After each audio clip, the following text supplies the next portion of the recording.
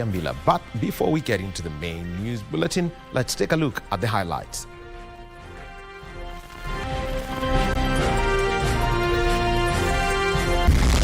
It is our policy position that land fragmentation is a threat to food security, is also a threat to wildlife. Food security threat. President William Ruto warns land fragmentation a threat to food security and wildlife during the 20th anniversary celebrations of the Olpejeta Conservancy in Laikipia.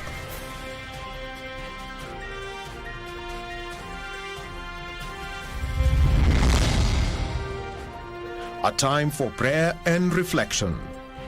Officers from the disciplined forces converge for a joint prayer and thanksgiving service.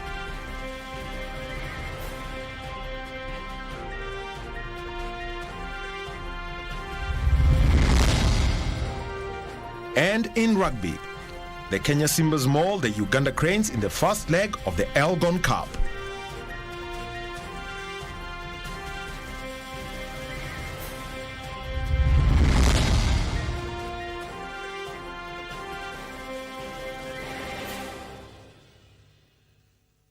Welcome to tonight's bulletin. Our sign language interpreter is Byron Abuli. President William Ruto has once again reiterated plans by the government to stop land fragmentation in the country, terming it a threat to food security and wildlife. Speaking during the 20th anniversary celebrations at the Olpejeta Conservancy in Laikipia County, the head of state said a lot of agricultural land is being threatened by the construction of houses and other activities, saying his administration is committed to progressively change this. Ruto has cited affordable housing as one of the solutions that will ensure available land is sustainably used for agriculture. Khalid Abdullahi did the story.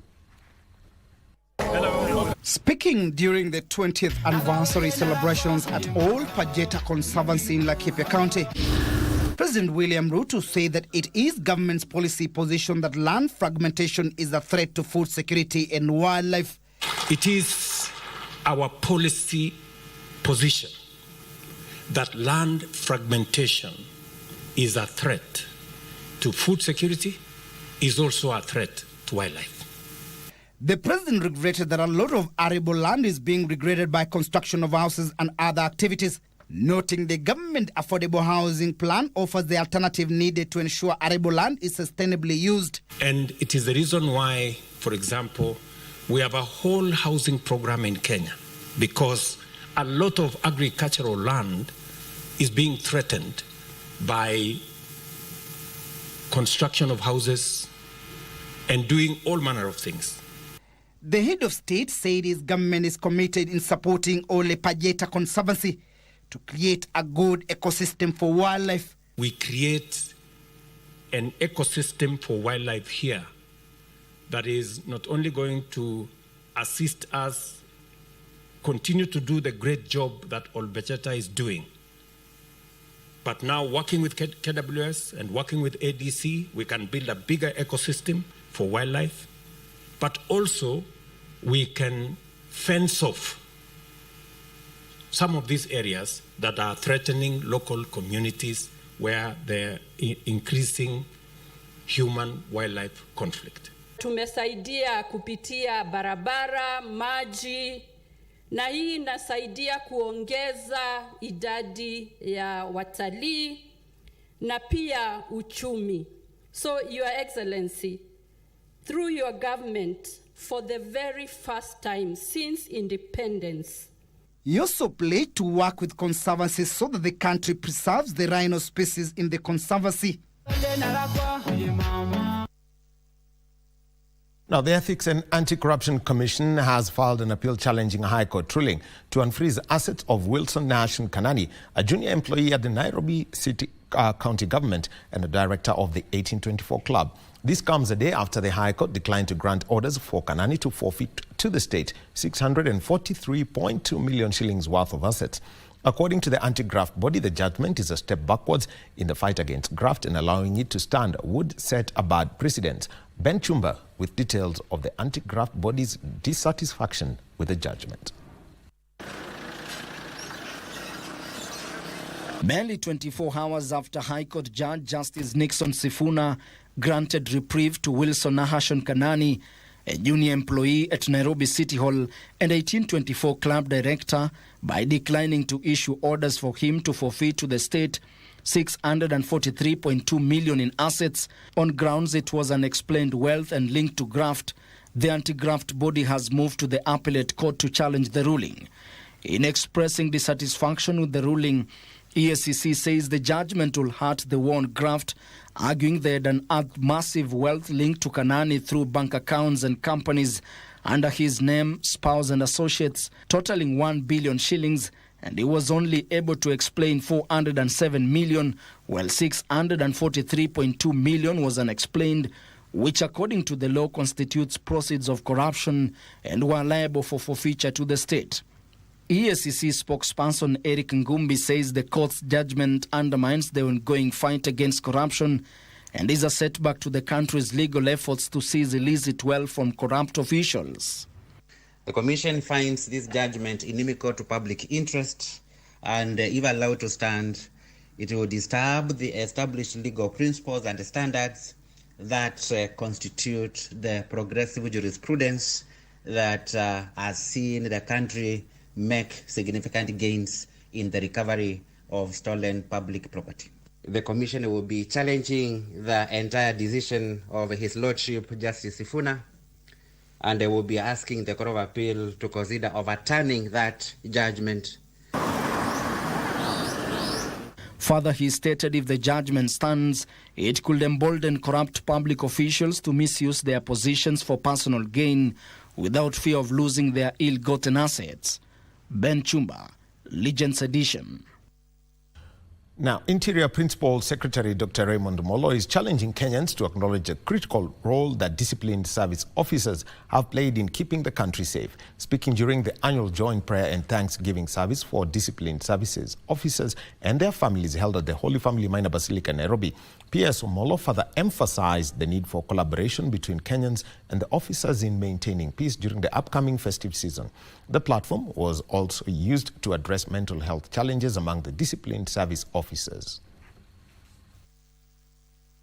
With the year quickly coming to a close, officers serving in various branches of the discipline services, together with their families, congregated yet again at Holy Family Basilica on Saturday for their annual joint prayer and thanksgiving service. Songs, dance and jubilation characterized the service, which was organized by the Kenya Wildlife Service and attended by members of the Police, Directorate of Criminal Investigations, Kenya Prison Service, Kenya Forest Service and National Youth Service.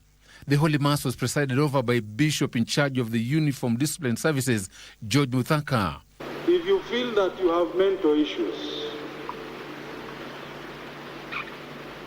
that you are depressed, that nobody likes you, that you want to kill yourself, gather your courage and strength, go out, look for a beggar, embrace him, call him your brother, give him 100 shillings, and I tell you, you'll be very much okay.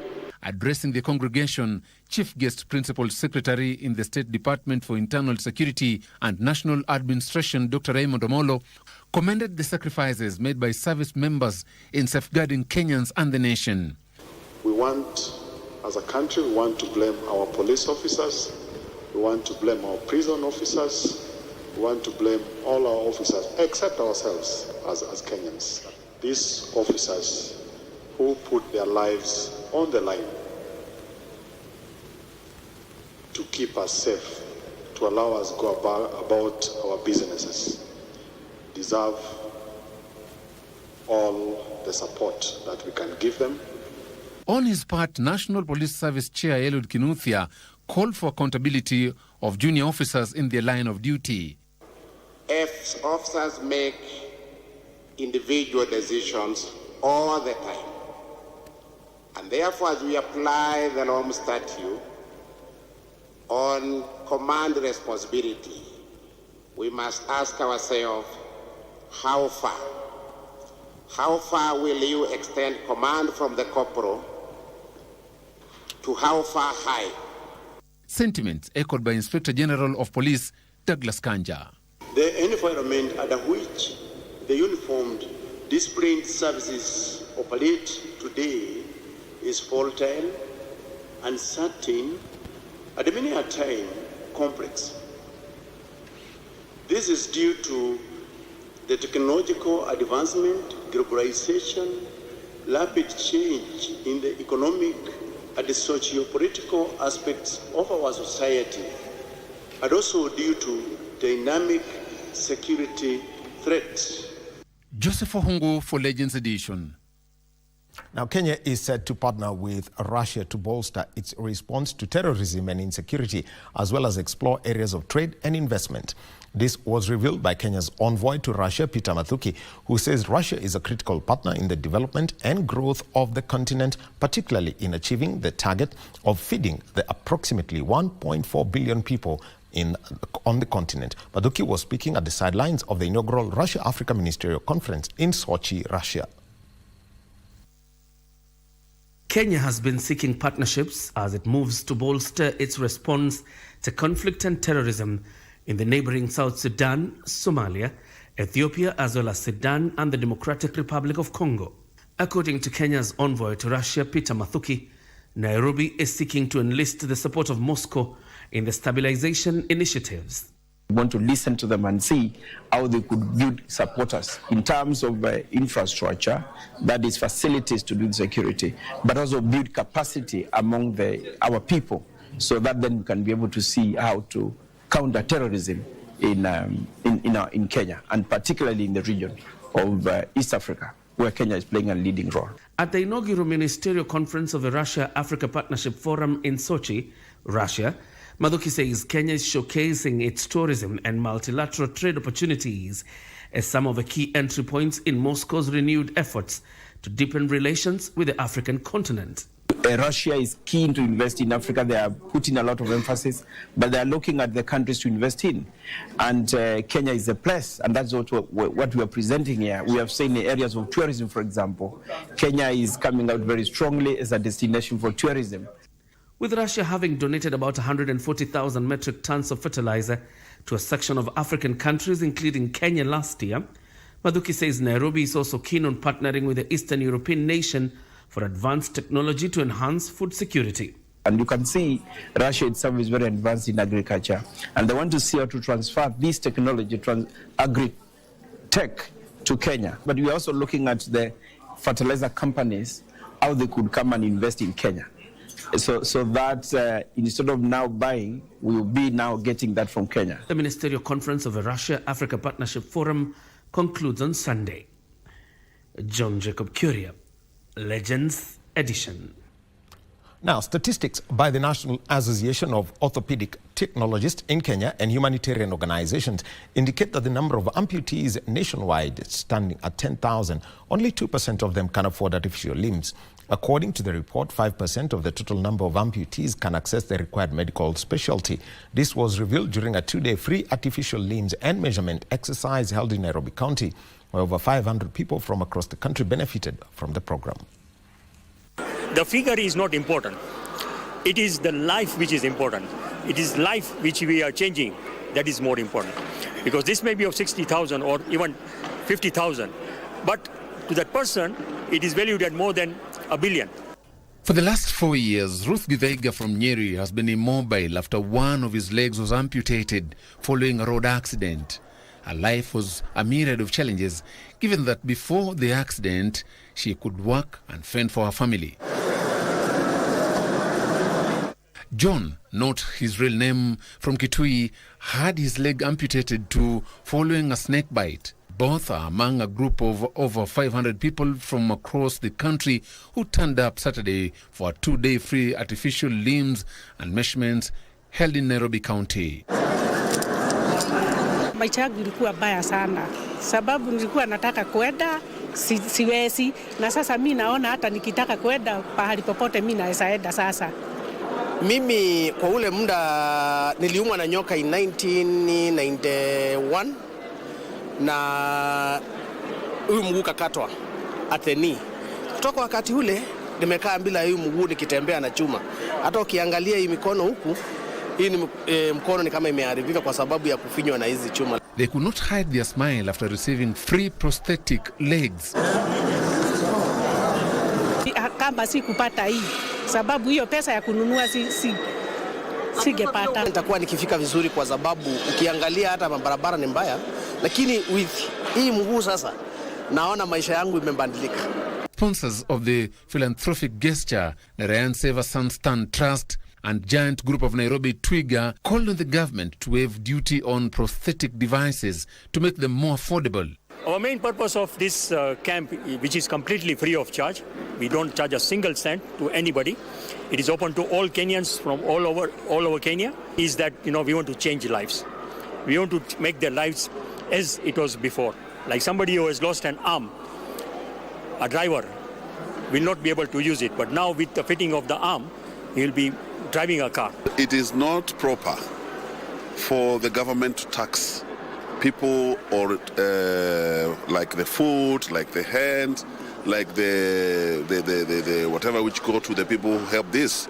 I think the government should give exemption. And really work with the government to ensure that our people get this service and even improve to the better intermediate and advanced standards, which are costing as much between the basic prosthetic components are costing between 150,000 to 200,000. Statistics by the National Association of Orthopedics Technologists in Kenya and humanitarian organizations indicate that the number of amputees nationwide stands at 10,000.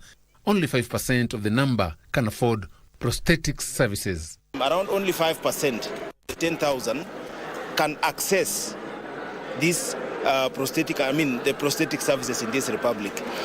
Of the 5%, only 2% can afford, not individually, but through organizations like this and probably the churches, faith-based organizations and the communities they come from.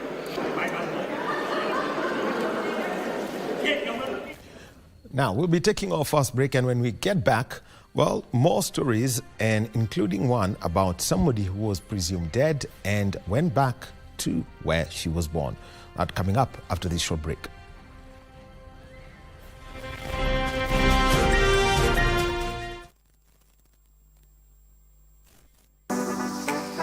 Hii season hatuchezi tu, tunasaidia na tunashinda.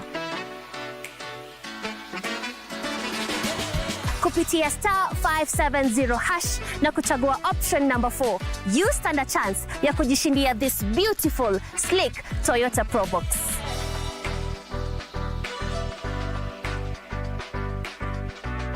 With a 1500cc engine, fuel consumption iko chini. Exterior iko sawa, and let's not forget, iko na a spacious boot. Iko na sound system nzuri sana with speakers on both sides, phone holder na touchscreen monitor. Ukijishindia hii gari, there is so much you can do. Kama ni kuendea stock sokoni, hii gari itakufaa. Kama ni transportation, iko sawa. Dial *570#, chagua option number 4 na uchomoke na this Toyota Probox hii December.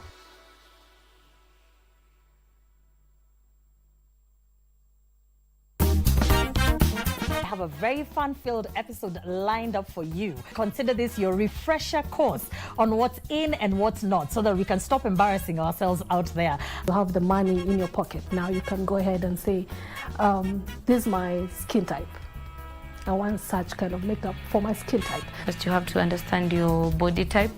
So the occasion matters most in deciding the type of clothes you're gonna pick. With dressing, you have to wear something that flatters you. Yes. So does it make you look good, or does it make you look ridiculous? Yeah. If you want good makeup, and if you want a good makeup artist, dig budgets.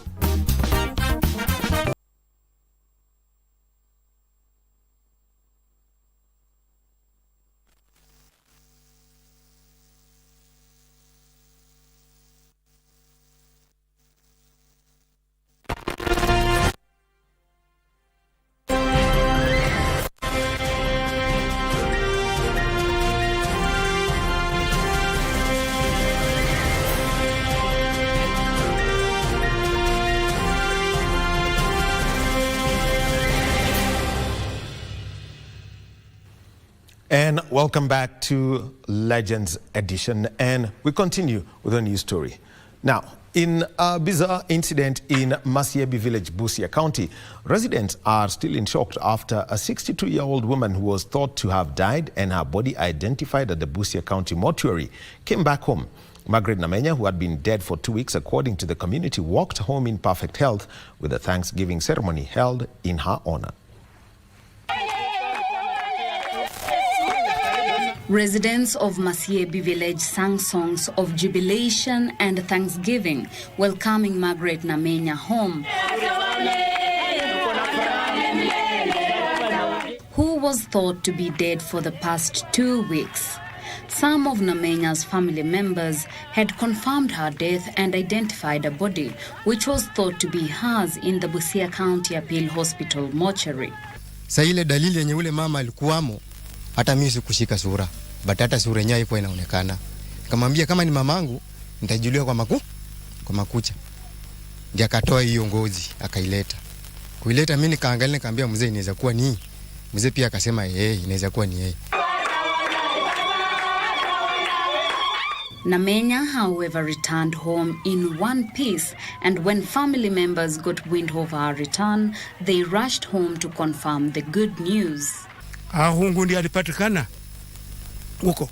Nikaambia kijana mchukue pikipiki muende huko. Nilipofika tu hivi, nikaweka pikipiki hivi. Mama aliponiona akasema tu umuda. Tulienda tukamnunulia soda lita 1. Mama alikunywa yote. Mimi nilibeba hiyo pikipiki mpaka hapa. Tulipofika tukapata watu wamejaa.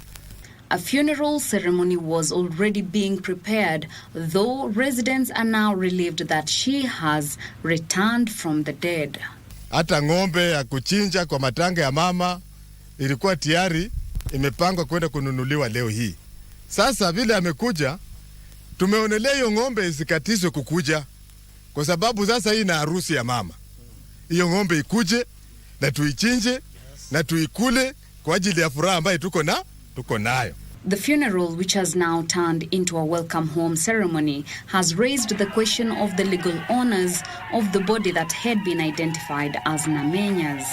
Tutaenda kuona polisi baada ya haya watueleze kama watahitaji affidavit nyingine ama watakanusha ile ambayo ipo, kwa sababu ule mwili ambao uko mochari si wetu. What a story that is. Now, moving on is that Kenyans have been urged to ignore myths and misconceptions surrounding dementia and instead help create awareness on the condition, mainly associated with brain cell damage. Dementia is a condition that presents itself through loss of memory, language, problem-solving skills, and other thinking abilities. These and other stories in the county's News Roundup.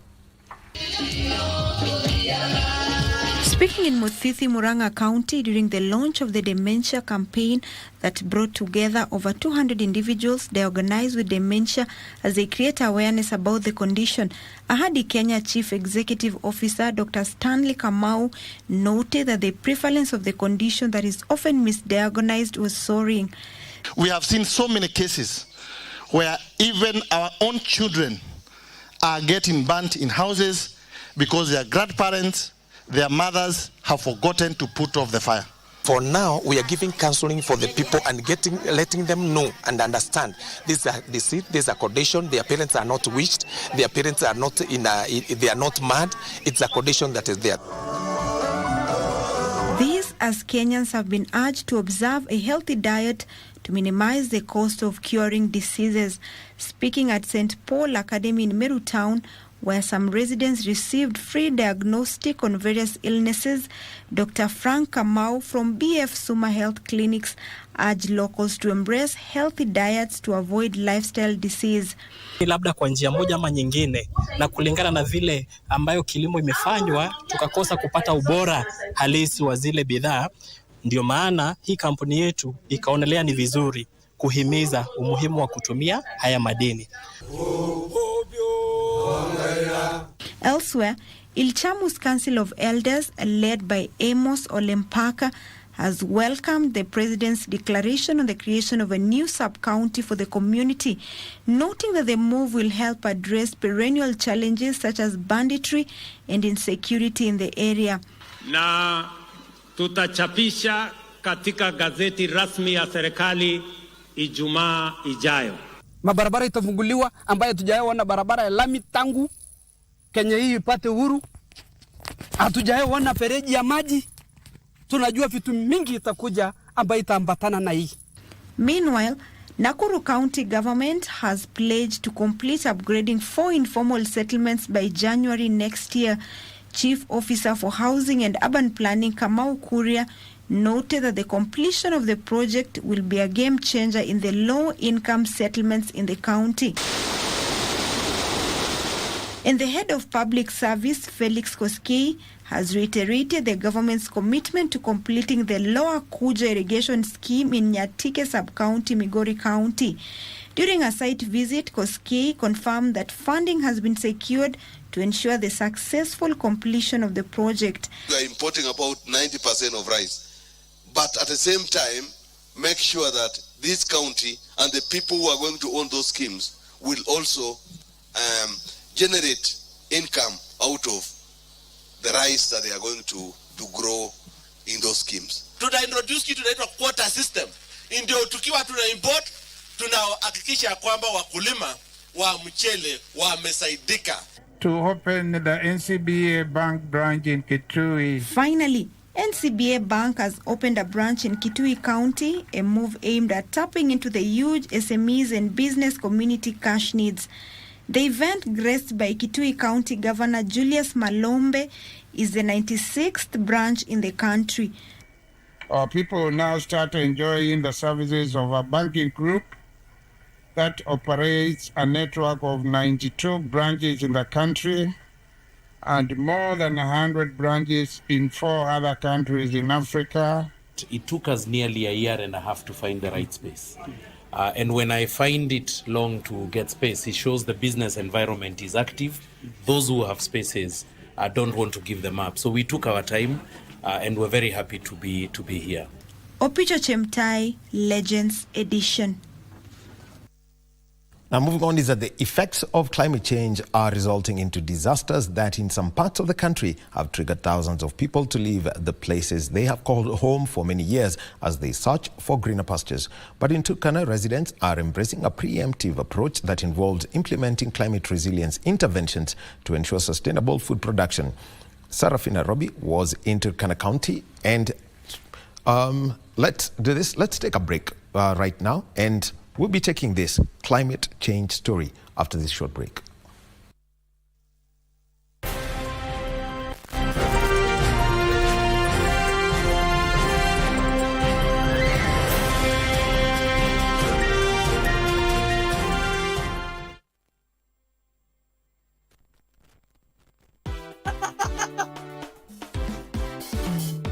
Je, ungependa kuwa mshindi na Lucky Box? Ni rahisi sana. Bonyeza *463# uwe mshindi.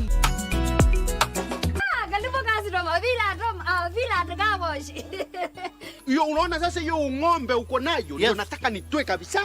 Nikuoshe. Mata mulikuwa nataka tuoshe kweli maana maji moto kwani ni mtoto mdogo. Of course. This is my baby. Oh. Hakika tungeka akina Elile, mbona huku niambia, ninakwambia uniangalilie nyuma, unaniambia kocha nipeleke tu police station. Kila mtu anaweza kuwa mshindi. Bonyeza *463#. Uwe mshindi. Kuchagua box ni kuchagua chapa.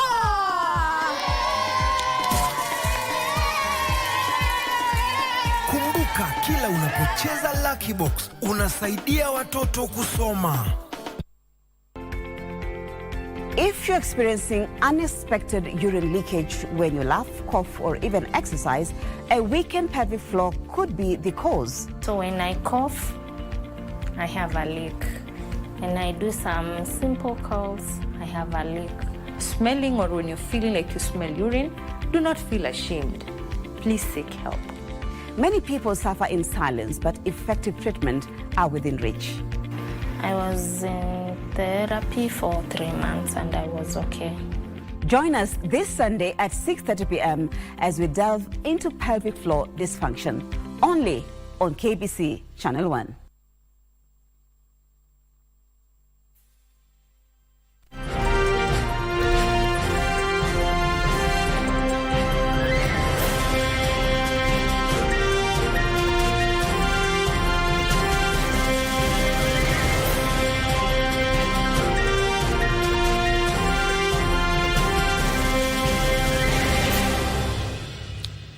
And welcome back, and let's take this climate change story. Now, the effects of climate change are resulting into disasters that in some parts of the country have triggered thousands of people to leave the places they have called home for many years as they search for greener pastures. But in Turkana, residents are embracing a preemptive approach that involves implementing climate resilience interventions to ensure sustainable food production. Sarafina Robi was in Turkana County, and tonight she highlights how residents there are breaking the norm and lifestyle to overcome the effects of climate change. The enchanting voice of 31-year-old Jacinta Lumal Kal can be heard echoing across Owontos village, Turkana County, at the Kenya-Uganda border. Belting across the hills, merrily bearing the news of a fruitful venture. The mother of two does not feel the weight of her body nor the sand on her feet as she makes numerous rounds watering what she considers golden. Hata hiyo imba anaimba kwa sababu ya hiyo. Kila mtu anaamka asubuhi anaenda kuweka maji hapa. Sisi nachukuru aiwoyem. The effect of the feeling is exhilarating. Iko mzuri, rona ko mzuri. Unakuja asubuhi unaona unacheka. Sisi na furahi kwa hii mboga. Tambo alikuwa mbaya. Alikuwa anapanda juu huko anatafutia chakula kwa Uganda. Many miles away in a different village, Lochorodome, it is the same script for 32-year-old Esamal Ewoi, a mother of 7. Hakuwa na maji. Tulikuwa tunakita maji na majerikani. Sasa hivi ya maji imeingia, tumeona mzuri kwa sababu mboga imekuwa kubwa. Hii mboga inafanya hata damu yako mama Kenya yako na mimba anafaidika kwa sababu damu yake inaongezeka. Even though small can sell her produce, Jacinta from Owontos is looking for market to also sell the surplus. Amba mboga, wakati mboga na kuwa hivi kubwa, unaleta mtu ile ananunua. Mboga sasa hivi iko hata naweza shuna napeleka sokoni alafu napata chakula ingine kwa sababu nimepata mboga ni mingi. 6 months ago, these were virgin lands, barren with no crops, having undergone 5 years of severe drought, leaving the residents to the effects of climate change. In collaboration with the county government, the International Organization for Migration and its implementing partners came up with this climate resilience intervention. We started with a flow monitoring to get to understand the impact of climate change, and we noted more than 500,000 people were displaced. Over 243,000 people were displaced because of drought. And shortly after that, before recovering from drought, we had El Nino. And what we're witnessing is communities losing their traditional livelihoods. So a lot of the pastoralists have lost their animals, their livestock, and they're looking for alternatives. And so the UN and government here with NGOs have come together to support these communities to build new livelihoods. And maybe one of the way forward is to combine the tools and our skills of international partners, Kenyan government, county government, in order to address it more effectively. Also trying to look at what is viable technology to ensure that in areas, especially here in Turkana West in Nasinyano, where the water is highly saline, that technology that would use to reduce or do defluoridation. The shade netting mode of agriculture accommodates up to 10 people in one segment. Climate smart agriculture. You have seen they're called shade netting. So with all these shades, with nets, then we have composting. And then where you have some of those cones, so you can retain water, use little water, but in terms of operation rate is very, very low. Then we have the drip irrigation, where you have little amount of water, but it's being used to irrigate a lot of vegetation around. Aside from this is the making of non-carbonized smokeless briquettes from invasive species such as Prosophis juliflora. Hii miti inaitwa madhenge ya ndio tunasema algorop. Sasa sisi tunakata madhenge, tunakatakata alafu tunachoma kwa jiko yetu ya kawaida. Steak yetu ya kawaida. Alafu tunatoa, tunamwagia tena mchanga ili ipoe. Baada ya kupoa tunatoa sasa ikiwa hivi. Tayari uji imeshaiva, tunaleta tunachanganya uji na hii bracket. Alafu sasa tunakoroga, alafu tunaanza sasa kuunda makaa. Even as this progresses, so are frameworks on climate and migration of people, such as the Kampala Declaration. A framework was put in place, which was called the Kampala Declaration on Climate, Migration, Environment and Climate Change. That during the African Climate Summit, I'm glad to mention that this was expanded from just Eastern Horn of Africa to the entire continent. This comes as International Organization for Migrations calls for more collaboration to ensure more climate resilience programs are adopted. We managed to get this funding from the US government, Population of Refugees and Migration, PRM, the Bureau of Population, Refugees and Migration, PRM, who have been funding this initiative. But this will definitely come to an end. So we are calling upon different development partners, the stakeholders. If we want to be more sustainable in building resilience among the communities, we need more resources, we need more funding to scale up some of these initiatives, not just here in Turkana County, but in several other counties within the arid and semi-arid lands of Kenya.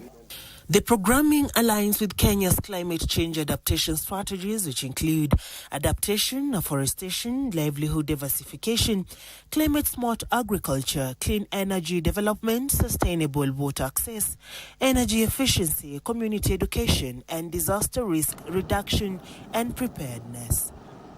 Serafina Robi for KBC Channel 1.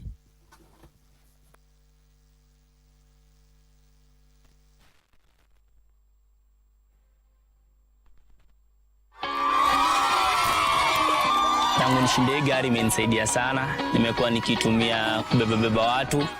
Angalau naona life inabadilika. Sikosi angalau kwa siku. Nilikuwa donda, nilikuwa tu msave hivi. Sasa hivi mimi nina gari, naweza drive na naweza beba watu, naweza make my own money. Mungu amekutoa kwa matatu. Dial *570# option 4. Hapo kuna Pro Box. Na ina feel poa sana kuendesha gari ambayo unajua imechangia pakubwa kusaidia society. Unazanisha nayo busy yako ya transportation, ida kubebea watu wa soko vitu, na niko sure by the end of the day uta make ends meet. Dial *570# option 4 na Pro Box ya kushindaniwa. Say bye-bye to FOMO, the fear of missing out, by downloading the KBC Online app that gives you access to everything you love. Get the latest news, sports, music, entertainment news, live TV, live radio, and so much more at the palm of your hands. To get the app, simply search KBC Mobile Digital App in your Google Play or App Store and download the app. Catch what you want, anytime, anywhere. Stay connected. Stay ahead with KBC Mobile Digital App.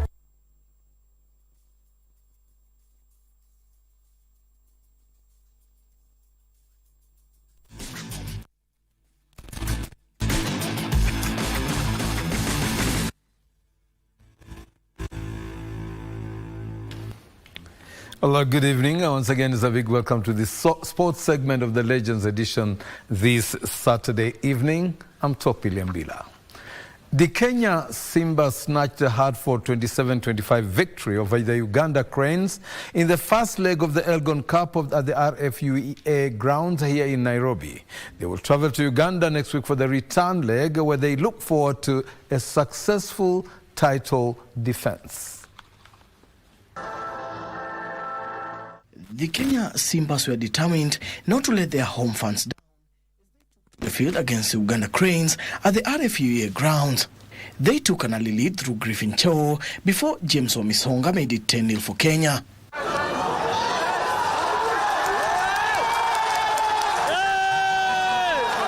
The Ugandans, however, fought back to snatch a 17-12 lead before the break. The Simbas recollected themselves to give it all in the remaining half to turn tables in their favour and emerge victorious with a hard-fought scoreline of 27-25. The Jerome Power Water Charges will go to Kampala next week for the return leg on the 16th of this month, knowing that it would be an easy walk in the park for them in the determination to successfully defend the Elgon Cup. For Legends Edition Sports, I'm Daniel Mwendo. Meanwhile, the National Women's Rugby Sevens team Lionesses have qualified for the quarter-finals of the Rugby Africa Women's Sevens tournament after registering 2 wins in Group B in the tournament, which kicked off today in Accra, Ghana. The Kenya Lionesses started their campaign in style to thrash Mauritius 61-0 in a one-sided match played at the Rugby Stadium in the University of Ghana. The team then defeated host Ghana 10-5 in their second match, but narrowly lost their final group match to Madagascar, who beat them 12-10. In other matches played today, Zambia beat Senegal 5-0, while Uganda defeated Cote d'Ivoire 22-0. The 2024 Rugby Africa Women's Sevens tournament, which doubles up as a qualifier for the 2025 Youth Challenge Series, has brought together 12 national women's teams, including defending champions South Africa, Kenya, Tunisia, Zimbabwe, Burkina Faso, Madagascar, Ghana, Mauritius, Uganda, Zambia, Senegal, and Cote d'Ivoire. These teams are fighting for only 3 slots in the 2025 Challenger Series, which is a World Rugby International competition. These are some of the action highlights in today's games. That's a lovely bit of skill. Ghana with the restart. Kenya will not be happy with it. The Kenya women's amputee football team will face Colombia tomorrow morning in the semi-finals of the ongoing Women's Amputee Football World Cup in Colombia. The Kenyan team beat Ukraine 1-0 in the quarterfinals to book a place against Colombia, as the USA beat England 2-1 to book their last 4 place against Poland, who beat Ecuador 1-0. Colombia beat Peru 4-0 in the remaining quarterfinal match. And the Kenya women's amputee team progressed to the knockout stages of the World Cup after an unbeaten run in Group B, where they beat England 1-0 and Peru 2-0 after a goalless draw with Haiti.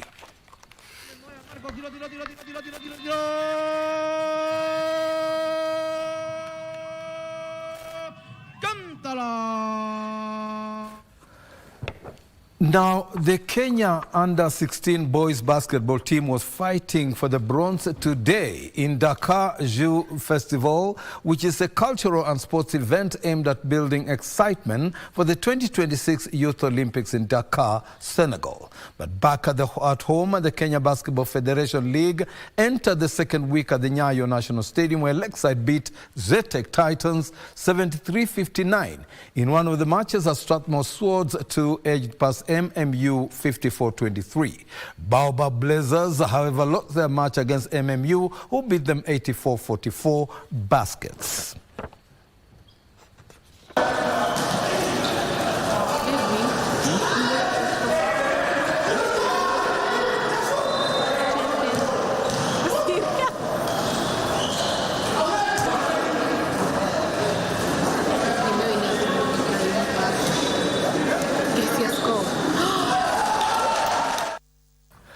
Now, NCBB men's handball team have maintained their lead in the Kenya Handball League after they managed to overcome Kisiwa TTC 39-32 in the matches played at the Kaloleni Handball Court here in Nairobi. Kisiwa women, however, made up for their men's team disappointment with a 38 win over Amazon, as Rangers beat JKUAT 27-14. Let's take a look.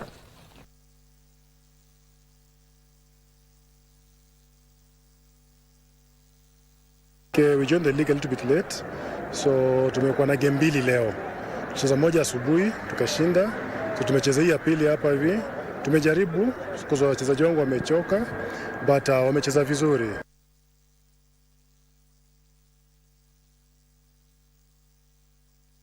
From the world of chess, Wanjiru Gishuga rose against all odds to emerge the overall winner of the under 10-year-old girls category during the second edition of the Southlands Annual Chess Festival held here in Nairobi.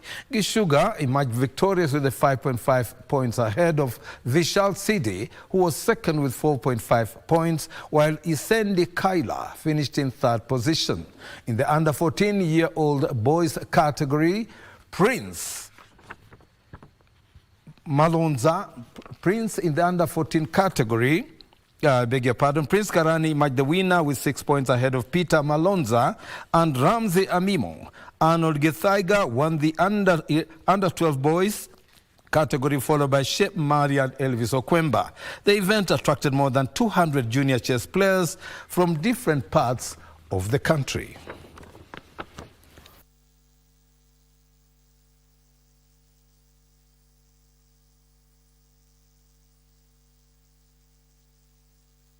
To me, chess gives me problem-solving skills, which are really important as a life skill.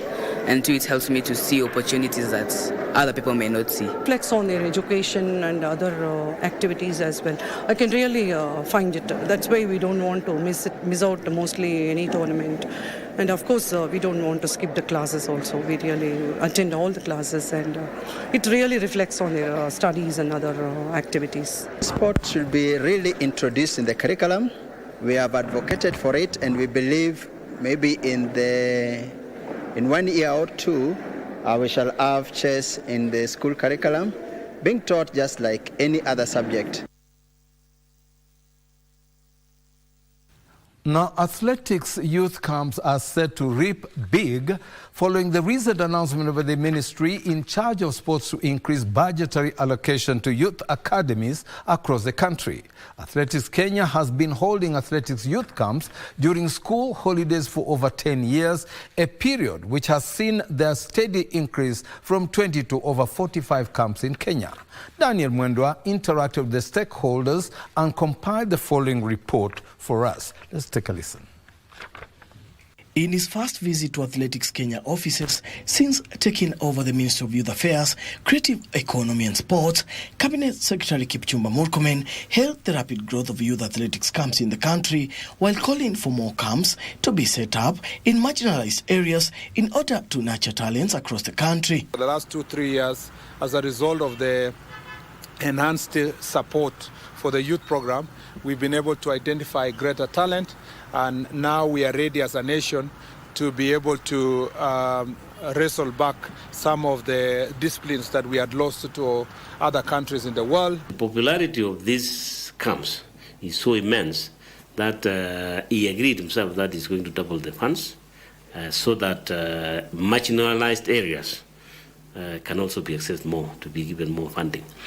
Athletics Kenya has been holding athletics youth camps over the school holidays, which has provided many with an opportunity to better themselves. The children will benefit, from 5 years in kind. They will be given appropriately concerning books, pens, whatever they need.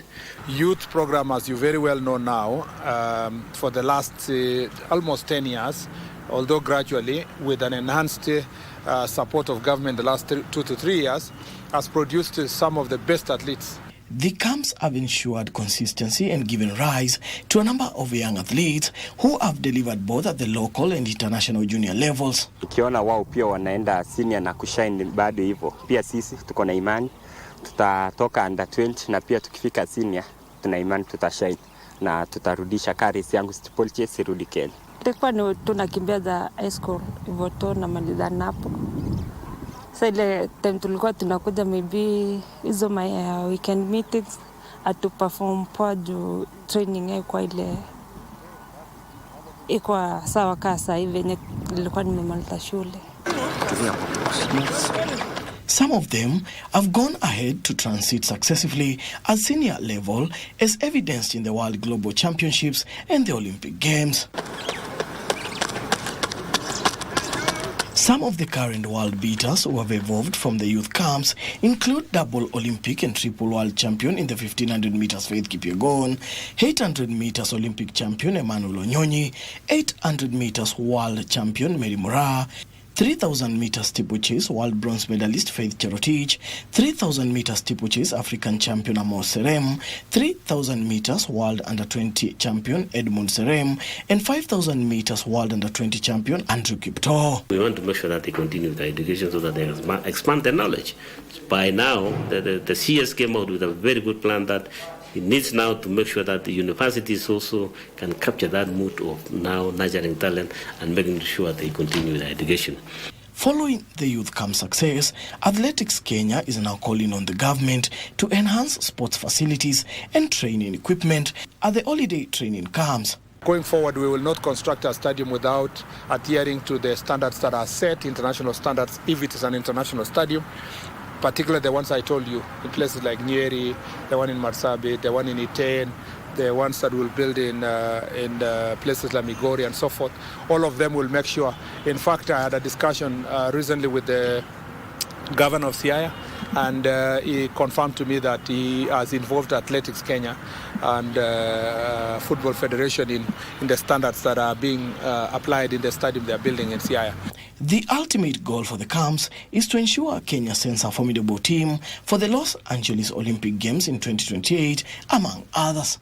Tunataka kesho tukifikia senia tujaribu kama hiyo medal tutaleta. So it's going to be very nice. It is something that we're able to enjoy, and we want Kenyans to come and see what we are able to do as a country, to putting our events to another level. We want to make sure that every activity that we do in this country is very successful, that every Kenyan is proud of that, and the world will see that we don't only produce athletes, but we can have events that also have quality. For Legends Edition Sports, I'm Daniel Mwendwa.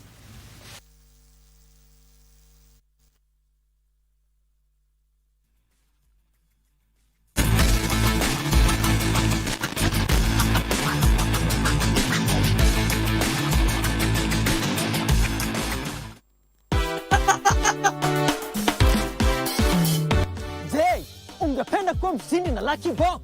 Ni rahisi sana. Bonyeza *463# uwe mshindi. Kuna vitu vingi sana vya kushinda, kama vile TV, kuka, washing machine, fridge, kipiki, pesa na hata gari. Na sio gari tu, Subaru. Na kuna jackpots kadha wa kadha. Kuna power jackpot ya 1.9 million, mega jackpot 2.5 million, na super Sunday ya 3 million Kenya shillings. Kila mtu anaweza kuwa mshindi. Bonyeza *463# uwe mshindi. Kuchagua box ni kuchagua chapa.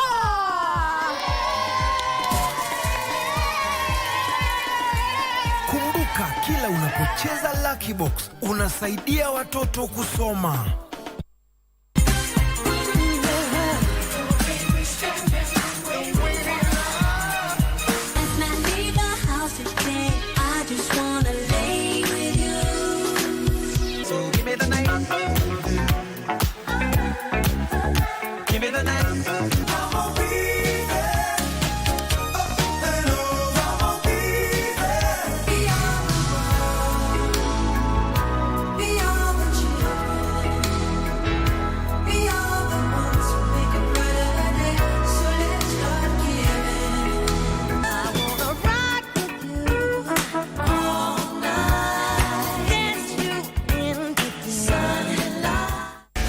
Stars doing the pressing.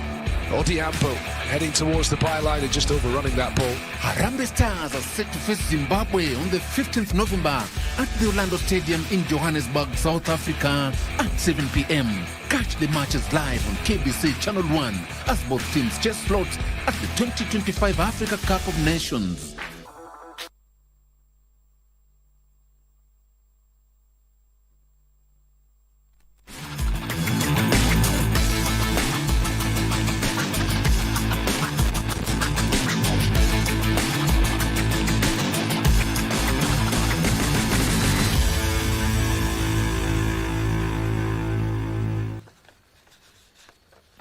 Now, our feature today is on football.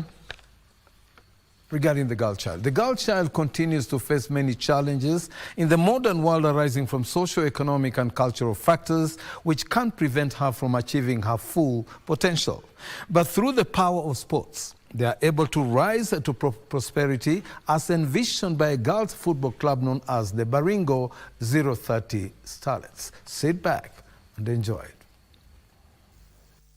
Baringo, one of the largest counties in Kenya where gender inequality is still an issue due to the unique challenges facing the girl child, which include femicide, teenager pregnancies, gender-based violence, discrimination, and limited learning opportunities.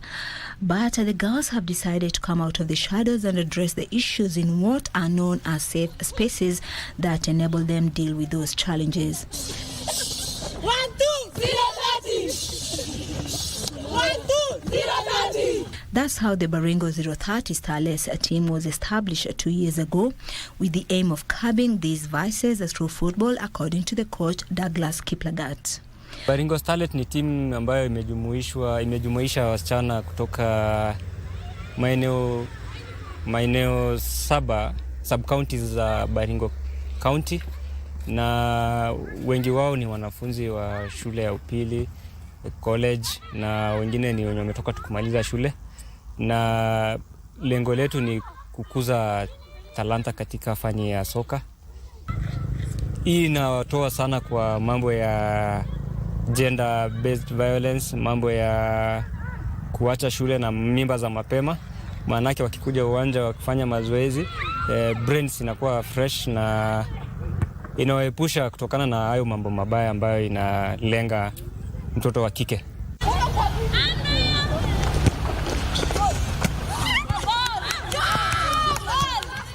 Football has therefore provided an avenue for them to escape from harmful practices and societal pressures which are detrimental to their well-being, as the team captain Andeta explains.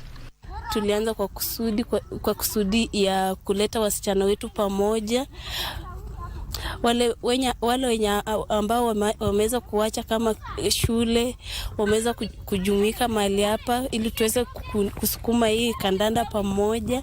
Imesaidia pia wasichana wetu, badala ya kwenda pale vilabuni kulewa, tunakuja tunapatana hapa tunafanya zoezi.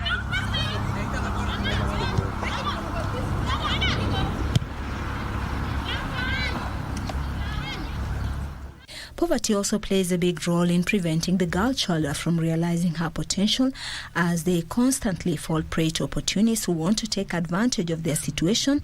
But through the power of sports, many girls have been saved from these destructive paths. Tumefanya wasichana wengi wakaachana na changamoto. Unapata pia home, kuna mtu anakuwa stressful home, maybe tunajua tu maisha ya kawaida from background family yake maybe iko poor. Sasa akikuja grao anarelaxisha akili. Alafu pia tumeavoid mambo mingi kama early pregnancies, kupata hizo maugonjwa sahi. Ama unapata mtu according to vile maybe home hana hiyo do ya kutumia home, unapata msee anamdanganya ati sijui afanye nini. Hizo tu sort of issues. Unajua kuna HIV AIDS, kuna mavitu mingi tu ziko kwa society tu sahi. Sasa the moment kama sahi tumekuja grao, udem ameavoid kwenda maybe kwa klabu hizo za kulewa, kukunywa pombe nini, tumeavoid mambo mingi sana. Alafu kama mimi personally sahi maybe kama Friday akili ilikuwa imechoka juu ya masomo, sasa ndio sahi nimerelaxisha akili, kesho nikirudi class niko fresh.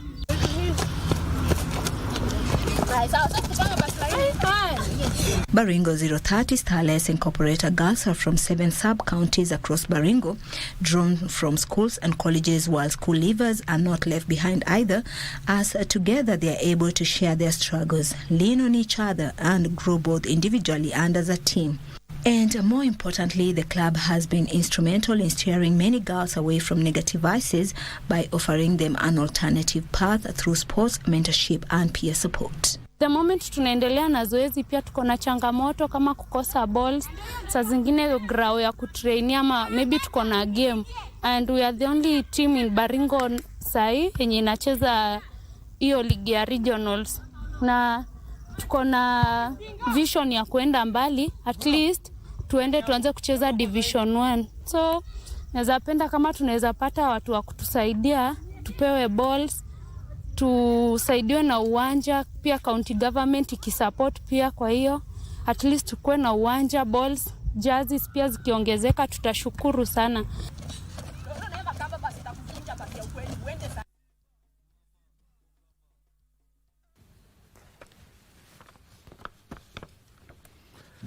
Now, also following stories on a very somber note, as a former soccer legend, and the Harambee Stars captain and Gor Mahia captain, Austin Odor, was laid to rest today in his home in Makunga, Kakamega, where it was said that the government will not interfere with the forthcoming Federation of Kenya football elections slated for the 7th of December. But all stakeholders involved must adhere to the rule of law. Sports PS engineer Peter Tum stated categorically that those barred from seeking another term in office will not be allowed to vie for seats. Tum said this when he joined family and friends of former Kenya international and Gor Mahia legend Austin Odor at his burial ceremony in Makunga, Kakamega County. Let's take a listen.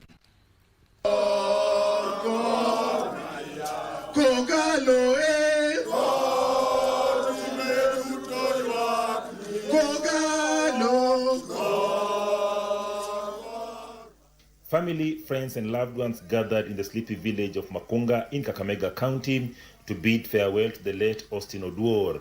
Odor, a legendary defender who skippered Gor Mahia to continental glory, was eulogized as an exemplary leader whose actions spoke louder than words both on and off the field.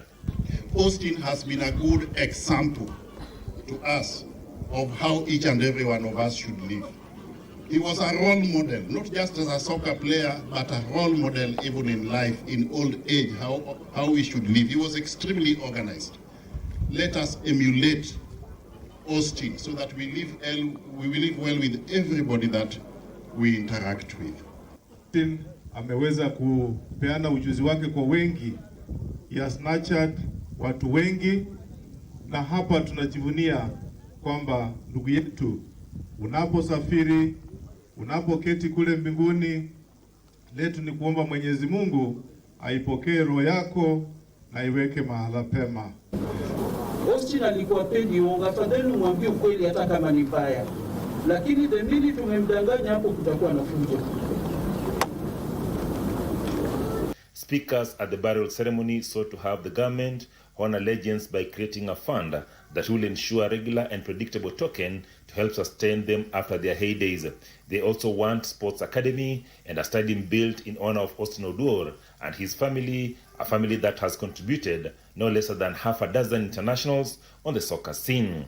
Atupatie katika makadirio yake hela kidogo tujenga academy na Wahome ambayo ndugu zetu the Origi watakuwa wanatupatia ujuzi wa kutosha ili tuweze kuendelesha ujuzi wa Austin katika dunia hii yetu.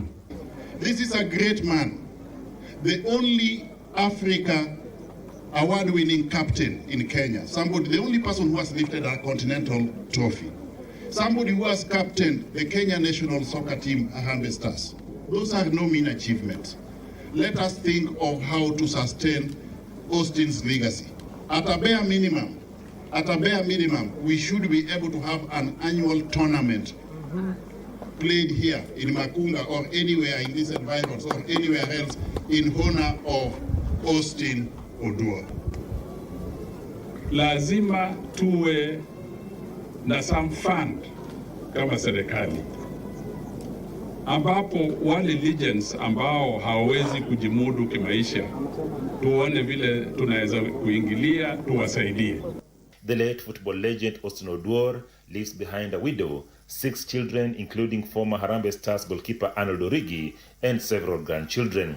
Meanwhile, the Principal Secretary for Sports, Engineer Peter Tum, made it clear that the forthcoming FKF election must be done within the confines of the law. Na sheria ya football ni 3. Kuna ile sheria ya ministry na iko kwa kitu inaitwa Sports Act. Kuna ile sheria ambaye imetoka kwa FIFA na hiyo watu wa FKF wanajua.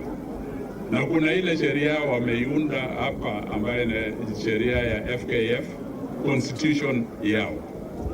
Kwa hivyo lazima wafuate hizo sheria tatu. Tum allayed fears the government may interfere with the elections and maintained a new office will be in place by 7th December as per the federation's calendar. Kuhakikishia kwamba vile walitoa calendar on 7th of December wanafanya elections itafanyika. Kwa hivyo wenzangu na viongozi ambao wako hapa, we want to assure you as government. The county elections have been temporarily stopped after a court injunction was filed by a group calling itself Kenya Football Association. Achola Simon, Legends Edition, the county.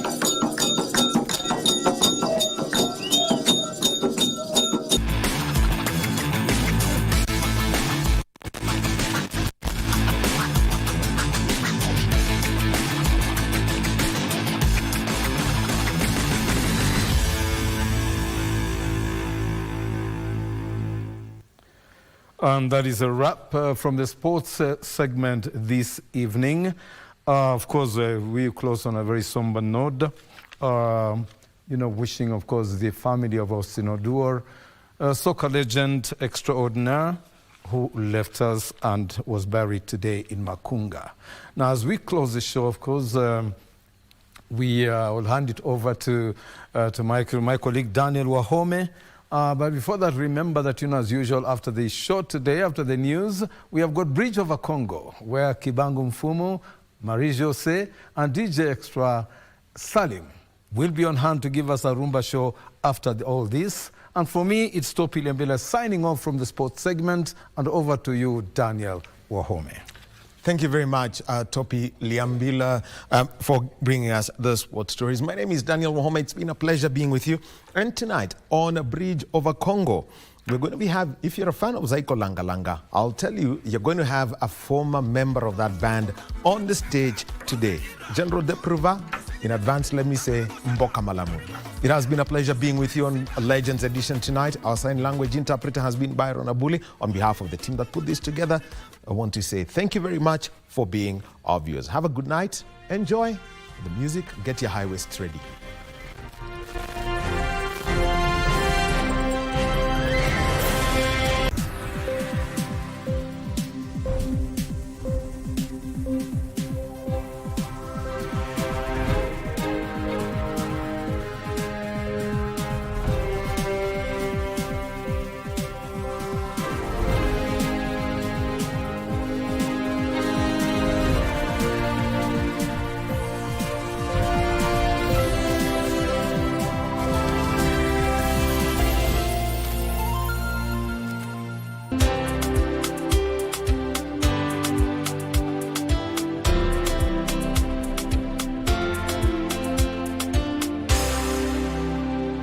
Rahisisha uwezo wako wa ushindi kwa kukuwa memba wa Loto Moto, na ni rahisi. Dial *570#. Ukiwa memba ni rahisi kufika kwenye jukwaa hili ili kujaribu mchezo wetu wa Loto Moto Show. Na pia kama memba unajipa nafasi rahisi ya kuingia kwenye promotion zetu zinazokupa nafasi ya kujishindia chapaa na zawadi kibao kama TV, friji, pikipiki, mashamba na pia magari. Kuwa memba ni *570#. Tushinde kama members.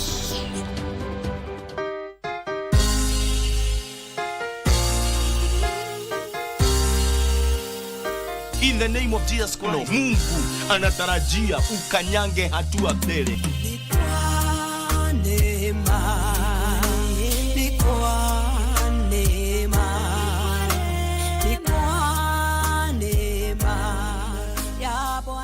Wengine wametawaliwa na uchawi, wakati wao umefika. Wewe umenitazama siku ya leo. Neema na kibali cha Bwana kikawe juu ya maisha yako.